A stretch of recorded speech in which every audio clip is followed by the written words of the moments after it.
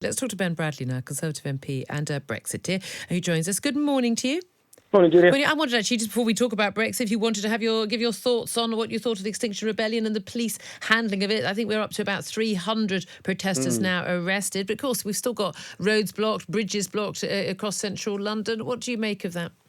I absolutely agree with what's just been said, actually. You know, I totally agree with people's right to make a stand about things they believe in. We all want to improve the environment, but actually what they're asking is not possible. We need to find these technological solutions, not just prevent people going on holiday.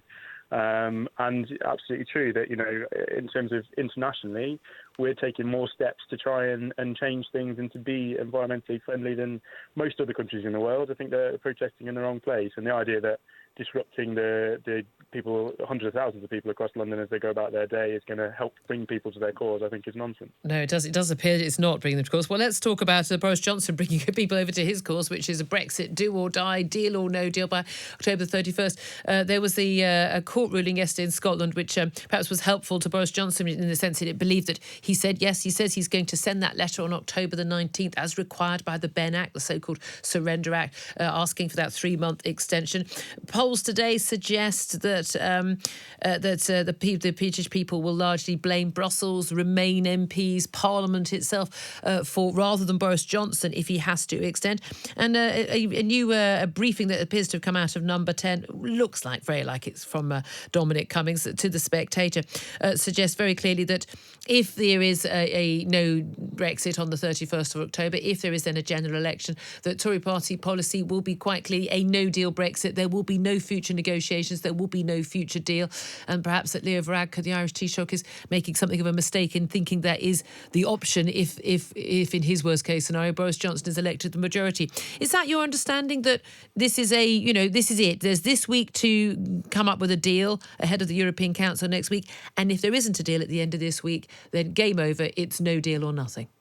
Certainly my understanding that there's no further negotiation to be had here. We've come up with a framework that is workable, that is a compromise for us, although it's a massive improvement on Theresa May's deal in that it gives us the outcome that we want in the long term, a free trade agreement as an independent nation, rather than clinging on to bits of the customs union as we leave.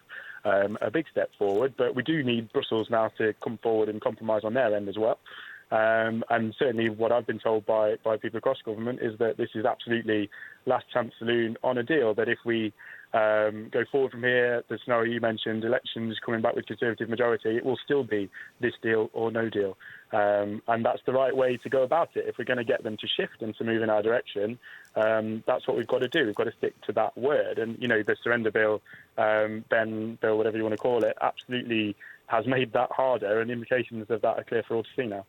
There's no doubt at all that it's tied Boris Johnson's hands behind his back. It was looking hopeful. There might be some serious conversation about how to come up with some sort of version of a deal until the Ben Act gave the get-out clause to Brussels, which is there will be an extension. Do you believe there will now be an extension, then, that Boris Johnson will ask for that? Because there seemed to be some expectation that he's got some cunning wheeze where he's going to threaten to veto EU budget negotiations, or send a second letter saying, no, not really, get another country like Hungary to veto. Always different ideas have been floated. Do you think he's got a cunning wheeze to avoid that extension?